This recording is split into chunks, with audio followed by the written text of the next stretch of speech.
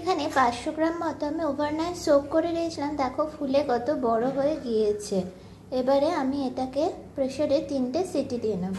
তো আমি এখানে 1 কড়া মতো জল দিয়ে নিয়েছি, এই যে এরকম অবধি, একটা ফিঙ্গার অবধি। আর দিয়ে এখানে আমি এখন নুন অ্যাড করব, আর একটু হলুদ অ্যাড করে আমি এটা সিটি দিয়ে দেব।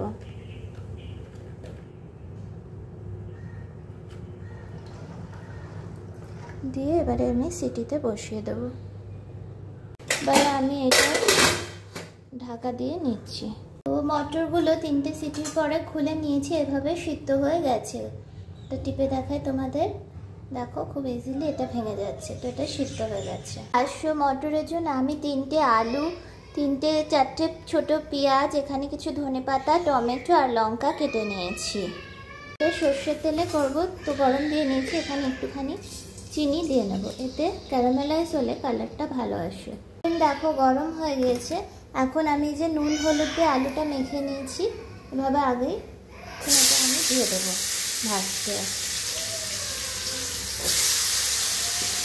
এটা 3-4 মিনিট ধরে আমি ভেজে নেব। এটা আমার এরকম 3-4 মিনিটে একটু লাল লাল হয়ে এলে আমি বাকি যে পেঁয়াজ টমেটো সমস্ত অ্যাড করে দিলাম।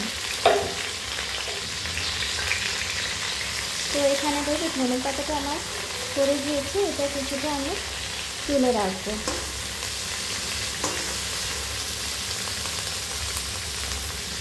তো এটা এভাবে আমি নাড়িয়ে চাড়িয়ে ভেজে নেব। আমি একটা ভাজা মশলা তৈরি করে নেব, তার জন্য দিয়ে নিয়েছি কিছুটা মৌরি আর একটু গরম মশলা। তো এইটাকে ভেজে নেব ড্রাই করে। তো এইটাকে গরম কড়াই হলে এভাবে নেড়ে চেড়ে ভেজে নেব। এটাকে মিক্সিতে এখন গ্রাইন্ড করে নেব। আমি এর মধ্যে দিয়ে দেব স্বাদ মতো ধনে গুঁড়ো আর স্বাদ মতো জিরে গুঁড়ো দিয়ে এটাকে ভালো করে মিক্স করে নেব। এটাকে আমি এরকমই 5-10 মিনিট করে ভালো করে, যাতে আলুটা সিদ্ধ হয় সেই মতো গলিয়ে নেব। এখন দেখো আমি যে এই যে ভাজা মশলাটা করেছিলাম এটা কিছুটা এখন দিয়ে দেবো আর কিছুটা পরে দেবো।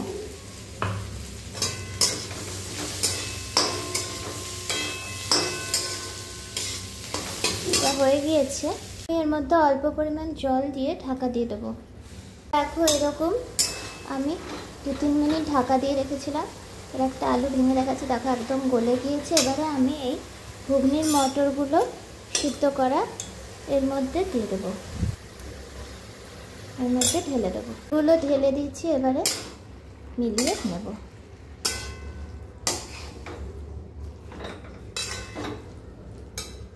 এখন আমি এর মধ্যে একটু গোলমরিচ গুঁড়ো দেব আর একটুখানি তেঁতুলের কাতও দিয়ে দেব। দিয়ে এটাকে আমি এখন কিছুক্ষণ 5-10 মিনিট ঢাকা দিয়ে রাখবো।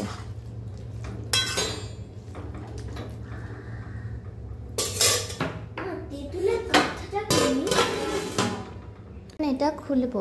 2 মিনিট পরে খুলেছি, বেশ একটা ঝোল মতো বেরিয়েছে। এবার এটাকে ভালো করে মিক্স করে নেব।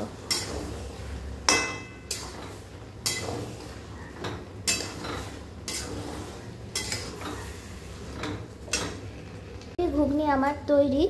এখন আমি এই বাকি কাঠটাও দিয়ে দেব, আর এই যে বাকি যে মশলাটা করেছিলাম এইখানে এটাও মিশিয়ে দিলাম।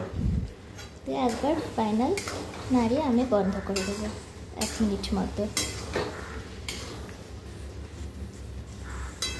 খুবই টেস্টি হয় এটা, খুব ইজিলি বানানো যায় ঘরে।